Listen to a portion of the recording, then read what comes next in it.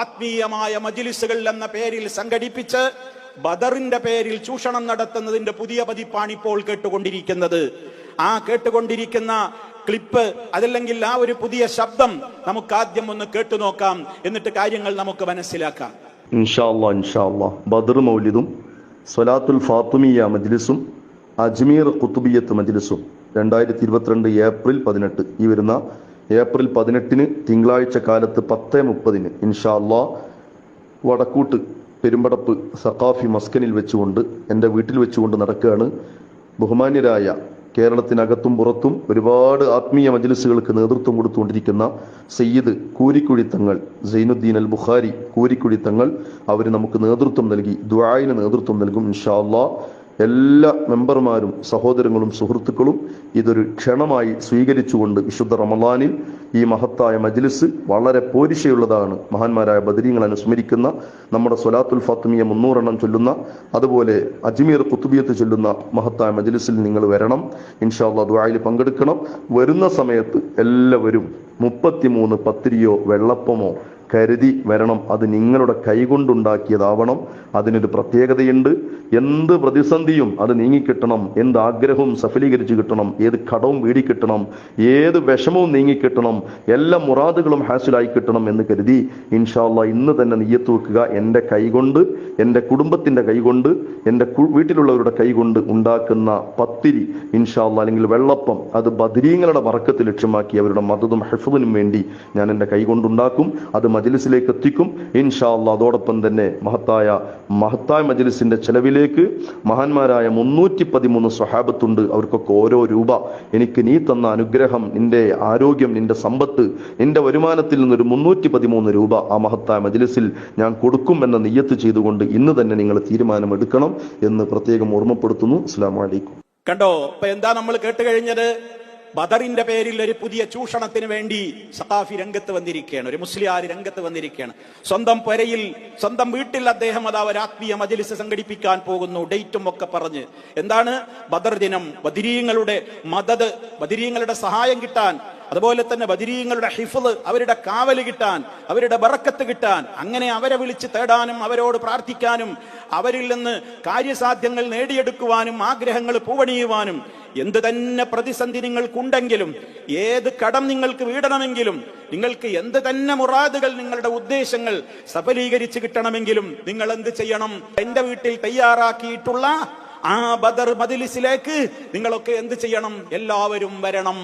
വന്നിട്ടോ വരുമ്പോഴോ 33 പത്തിരി അല്ലെങ്കിൽ 33 വെള്ളപ്പം നിങ്ങളൊക്കെ കൊണ്ടുവരണം. അതൊക്കെ എന്ത് വേണം? നിങ്ങളൊക്കെ കൈകൊണ്ട്, സ്വന്തം കൈകൊണ്ട് ഉണ്ടാക്കിയ വെള്ളപ്പോ അല്ലെങ്കിൽ പത്തിരിയോ ഒക്കെ ആയിരിക്കണം. അത് മെഷീനിലൊന്നും ഉണ്ടാക്കിയതോ അല്ലെങ്കിൽ ഇങ്ങനെ കടയിൽ നിന്ന് വാങ്ങിയതോ ഒന്നും ആയാ നിങ്ങൾക്ക് അതിന്റെ ഫലം കിട്ടൂല എന്നർത്ഥം. അതുകൊണ്ട് നിങ്ങളുടെ കുടുംബം നിങ്ങളുടെ കൈ കൊണ്ട് ഉണ്ടാക്കിയത്, ഞാനിതാ എന്റെ എല്ലാ ആഗ്രഹങ്ങളും സഫലീകരിച്ച് കിട്ടാൻ, എന്റെ കടം വീടാൻ, എന്റേതായ ഏത് വിധത്തിലുള്ള പ്രതിസന്ധികളിൽ നിന്നും രക്ഷപ്പെടാൻ ഞാനിതാ ബദരീങ്ങൾക്ക് വേണ്ടി ഇതാ 33 വെള്ളപ്പുണ്ടാക്കുന്നു, 33 പത്തിരി ഉണ്ടാക്കുന്നു എന്ന പേരിൽ സ്വന്തം കൈ കൊണ്ട് തന്നെ നിങ്ങൾ ഉണ്ടാക്കി കൊണ്ടുവരണം. മാത്രല്ല 313 സഹാബികളുണ്ട് ബദരീങ്ങളെ. ആ 313 സഹാബികൾ, അപ്പൊ ഓരോരുത്തർക്കും, അവരൊക്കെ അവിടെ ഉണ്ടാവുമല്ലോ, എല്ലാവരും ഹാജരാകുമല്ലോ. ഇവരുടെ മജ്ലിസിൽ ബദരീങ്ങളൊക്കെ അങ്ങനെ വരും. ഇവർ വിളിച്ചാൽ വിളിപ്പുറത്ത് ബദരീങ്ങളൊക്കെ അവരിങ്ങോട്ട്, എല്ലാ ശുഹദാക്കളും ഇവരുടെ സമീപത്ത്, ആ ബദറിൽ പങ്കെടുത്തവരും ഷഹീദായവരും എല്ലാവരും ഇവരുടെ അടുക്കൽ വരും. അല്ലേ? അതാണല്ലോ ഇവരുടെ വിശ്വാസം. അങ്ങനെ 313 സഹാബികളുടെ പേരിൽ ഓരോ സഹാബിക്ക് വേണ്ടിയിട്ട് ഓരോ ഉറുപ്യ, അങ്ങനെ വരുന്നോനൊക്കെ 33 പത്തിരിയോ വെള്ളപ്പമോ അല്ലെങ്കിൽ 313 രൂപയോ എല്ലാവരും, അല്ലെങ്കിലല്ല ഈ പത്തിരിയുടെയും വെള്ളപ്പത്തിന്റെയും കൂടെ ഓരോരുത്തരും എന്ത് ചെയ്യണം? 313 സഹാബിമാരുടെ പേരിൽ, ബദരീങ്ങളുടെ പേരിൽ 313 രൂപയും കൊണ്ടുവരണം. അങ്ങനെ കൊണ്ടുവന്നിട്ട് നിങ്ങൾ എല്ലാവരും അവിടെ വന്നാൽ എന്താ ഉണ്ടാവുകയെന്നറിയോ? വലിയൊരു ശൈഖ് ഉണ്ട്, മഹാനവറുകളാണ് അവിടെ ദുആക്ക് നേതൃത്വം കൊടുക്കുക. അവിടെ നിങ്ങൾ എത്തിച്ചേരണം. ആരാ ഈ സാധനം? അവിടെ ആരാ പങ്കെടുക്കുന്നത്? അയാളുടെ വോയിസിൽ നമ്മൾ കേട്ട് കഴിഞ്ഞു. ഒരു തങ്ങൾ, ഒരു കൂരിക്കുഴിക്കാരൻ, ഒരു തങ്ങൾ. ആരാ ഇയാള്? ഇയാളുടേതായ ഓരോ പ്രവർത്തനങ്ങളും ഒരുപാട് കാലമായി പല സ്വലാത്ത്, ഇപ്പോൾ ഇതിൽ സ്വലാത്തുൽ ഫാത്തിമിയാന്നാ പറയുന്നത്. മുമ്പ് ഇയാൾക്ക് വേറൊരു സ്വലാത്തായിരുന്നു, സ്വലാത്തുൽ കമാലിയ എന്ന പേരിൽ ഒരു സ്വലാത്ത് കച്ചവടമായിരുന്നു. അതിന്റെ മജ്ലിസിന്റെ പ്രത്യേകത ആ കാലഘട്ടത്തിൽ ജീവിച്ചിട്ടുള്ള അന്നത്തെ വാർത്തകളൊക്കെ കേട്ടിട്ടുള്ള ആളുകൾക്ക് നന്നായി അറിയാം. എന്തുമാത്രം തട്ടിപ്പായിരുന്നു. ഇയാളുടെ സ്വലാത്തിൽ കമാലിയയുടെ മജ്ലിസിൽ ഒരാളാണ് വന്നിരുന്നാ മതി, എല്ലാ രോഗവും മാറും. കണ്ണുപൊട്ടന്റെ കണ്ണ് കാഴ്ച തിരിച്ചു കിട്ടുന്നു. വികലാംഗന്മാര് സദസ്സിലേക്ക് ഇങ്ങനെ കൊക്കിച്ചാടി വന്നവൻ എന്ത് ചെയ്യുന്നു, വളരെ അതങ്ങ് സ്വലാത്തിൽ പങ്കെടുത്ത് കഴിയുമ്പോഴേക്ക് അവൻ എണീറ്റ് ഓടുകയാണ്. ആ വിധത്തിലൊക്കെയുള്ള ആരോഗ്യപരമായ എല്ലാ രൂപത്തിലുള്ള പ്രശ്നപരിഹാരങ്ങൾക്കും ഏത് പ്രതിസന്ധികൾക്കും പരിഹാരമായിരുന്നു ഇയാളുടെ കമാലിയ മജ്ലിസ്. ഇപ്പൊ അത് കേൾക്കുന്നില്ല, ഇപ്പൊ ഫാത്തിമിയ മജ്ലിസാണ്. അതുകൊണ്ടാണ് ഈ മൂപ്പര് വന്നിട്ടുള്ളത്. അപ്പോ ഇയാൾ ആരാണ്? ആ കാലഘട്ടത്തിൽ തന്നെ ഇയാള് കറാമത്ത്, അദ്ദേഹത്തിന്റെ മജ്ലിസിന്റെ കറാമത്ത് കാണിക്കാൻ വേണ്ടി അന്ന് ചെയ്ത ഒരു നാടകമുണ്ടായിരുന്നു. ആ നാടകം എന്തായിരുന്നു? കൊല്ലത്തുള്ള ഒരു നാടക നടനെ കൊണ്ടുവന്ന് ഏർപ്പാടാക്കി. അയാളൊരു വികലാംഗനായിട്ട് ഇങ്ങനെ അഭിനയിച്ച് നല്ല നടനായിരുന്നു അത്ര. അയാൾക്ക് 2000 രൂപ ഫീസും നിശ്ചയിച്ചിട്ട് അയാളെ ഇങ്ങനെ ഒരുക്കി കൊണ്ടുവന്ന് ഇയാൾ ഇങ്ങനെ വികലാംഗനായി കാലൊക്കെ ഇങ്ങനെ വലിച്ച് വലിച്ച് വലിച്ച് വലിച്ച് സദസ്സിൽ വന്ന് മുമ്പിലിരുന്നു. എന്നിട്ട് സലാത്തങ്ങ് തുടങ്ങി കുറച്ചാണ്ട് കഴിഞ്ഞപ്പോൾ ഇയാൾ എണീറ്റങ്ങോട്ട് ഓടി എന്നാണ്. ഇത് ഞാൻ വെറുതെ പറഞ്ഞിട്ട് കള്ളം പറയുകയാണ്, മൗലവിമാര് പ്രചരിപ്പിക്കുകയാണ് എന്നൊന്നും ആരും പറയണ്ട. അതുകൊണ്ട് തന്നെ കൃത്യമായി അന്ന് എന്താ നടന്നത് എന്നുള്ള സംഭവം അബ്ദുൽ ഹമീദ് ഫൈസി അമ്പലക്കടവ് പറയുന്നത് നിങ്ങൾക്കൊന്ന് കേൾക്കാം. ആ വോയിസ് തന്നെ നിങ്ങൾ കേൾക്കുക. ഞാൻ പറഞ്ഞിട്ടത് പ്രത്യേകിച്ച് ഞാൻ പറഞ്ഞതാണ് എന്നാരും പറയേണ്ടതില്ല. അതൊന്ന് കേട്ടു നോക്കൂ.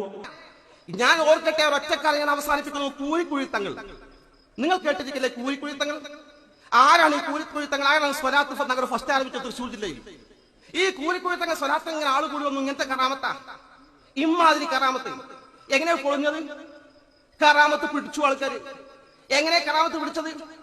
കൊല്ലത്ത് നിന്ന് ഒരു നാടകശാലയിൽ സ്ഥിരമായി അഭിനയിക്കുന്ന ഒരു ചെറുപ്പക്കാരനെ അഭിനയിക്കാൻ കഴിയും 2000 രൂപ കൊടുത്ത് അംഗവൈകല്യം ബാധിച്ച നിലയിൽ ഇയാൾ സ്വലാത്ത് നഗറിൽ കൊണ്ടുവന്ന് നിർത്തി. ഇയാൾ ഇങ്ങനെ കൊക്കിച്ചാടി വരിക. നാടകത്തിൽ അഭിനയിക്കുന്ന ആ വിദഗ്ധന്മാർ 2000 രൂപ കിട്ടുന്ന കാര്യമല്ലേ? ആൾ അംഗവൈകല്യത്തോടെ മുമ്പിൽ വന്നിരുന്നിട്ട് സ്വലാത്തിൽ കൂടി ദുആക്ക് പങ്കെടുത്തു. അംഗവൈകല്യത്തിന് വേണ്ടി പ്രത്യേക പ്രാർത്ഥന സുഖാകാം. ഇയാൾ ആ സദസ്സിൽ വന്നിരുന്ന ആൾക്കാർ കണ്ടിരുന്നു. ദുആട് കഴിഞ്ഞപ്പോ ഇയാളെ കാലിന് നേരെയായി ആരോഗ്യത്തോട് എണീറ്റ് ഓടാൻ തുടങ്ങിയ സദസ്സിൽ സുബ്ഹാനല്ലാഹ് സുബ്ഹാനല്ലാഹ്, ഒരു 100 ശുക്ർ. നമ്മുടെ സ്വലാത്ത് കൊണ്ട് ഇദ്ദേഹത്തിന്റെ അംഗവൈകല്യം തത്സമയം സുഖപ്പെട്ടിരിക്കുന്നു. ഇത് ആളുകൾ പിടിച്ചു. ഇയാളെ കയ്യോട് കൂടി പിടികൂടിക്കൊണ്ട് യാഥാർത്ഥ്യം ജനസമൂഹത്തിൽ ബോധ്യപ്പെട്ടപ്പോൾ ആ മഹലിൽ നിന്ന് പുറത്താക്കി. ഈ സ്വലാത്തിന്റെ പേരുള്ള ചൂഷണം ഞാൻ ദീർഘിപ്പിക്കുന്നില്ല. അപ്പൊ മൂപ്പർ എന്താ പറയുന്നത്? ഞാൻ കൂടുതലൊന്നും പറയില്ല, നിങ്ങൾ കൂടുതൽ പറയണ്ട. കാരണം എന്താണെന്നറിയോ? റഹ്മാനായ റബ്ബിനെ വിട്ട് അള്ളാഹു അല്ലാത്തവരെ വിളിച്ചു പ്രാർത്ഥിക്കുന്നവർക്ക് എതിരെ പോരാടിയ മഹത്തായ ചരിത്രത്തിന്റെ ഓർമ്മകൾ അയവിറക്കുന്ന ആ ബദരീങ്ങളെ സംബന്ധിച്ചുള്ള ആ ഒരു സംഭവത്തെ വെച്ച് പോലും അള്ളാഹു അല്ലാത്തവരെ വിളിച്ചു പ്രാർത്ഥിക്കുവാൻ, അവരോട് തന്നെയും വിളിച്ചു പ്രാർത്ഥിക്കുവാൻ, യാ അഹ്ല ബദർ ശുഹദാ, ഏ ബദർ ശുഹദാക്കളെ എന്ന് പറഞ്ഞുകൊണ്ട് അവരെ വിളിച്ചു പ്രാർത്ഥിക്കുവാനുള്ള പ്രത്യേകമായ സദസ്സുകളല്ലേ ഈ ബദറിന്റെ ദിനത്തിൽ ഇതേപോലെ സംഘടിപ്പിച്ചുകൊണ്ടിരിക്കുന്നത്.